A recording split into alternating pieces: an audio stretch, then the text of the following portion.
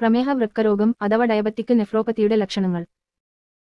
1. പ്രോട്ടീനുറിയ. വൃക്ക തകരാറിന്റെ ആദ്യ ലക്ഷണങ്ങളിലൊന്ന് മൂത്രത്തിൽ അധിക പ്രോട്ടീനാണ്. ഇത് ചിലപ്പോൾ നുരയും പാത്തയും നിറഞ്ഞ മൂത്രത്തിന് കാരണമാകും.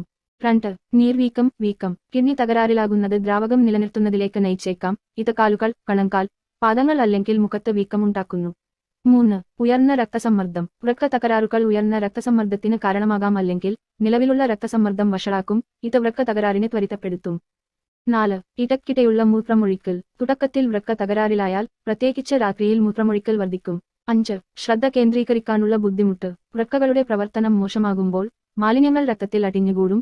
ഇത് വൈജ്ഞാനിക പ്രവർത്തനത്തെയും ഏകാഗ്രതയെയും ബാധിക്കും. വിശപ്പ് കുറയുന്നു. കിഡ്നി തകരാറിലായാൽ വായിൽ ലോഹരുചിയും വിശപ്പ് കുറയും.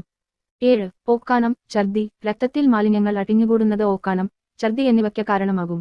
8. ചർമ്മത്തിലെ ചൊറിച്ചിൽ. വൃക്കകളുടെ പ്രവർത്തനം തകരാറിലാകുന്നത് ചൊറിച്ചിലും വരണ്ട ചർമ്മത്തിനും കാരണമാകും. 9. പേശീവലിവ്. വൃക്ക സംബന്ധമായ തകരാറുകൾ മൂലമുണ്ടാക്കുന്ന ഇലക്ട്രോലൈറ്റ് അസന്തുലിതാവസ്ഥ പേശീവലിവുണ്ടാക്കും.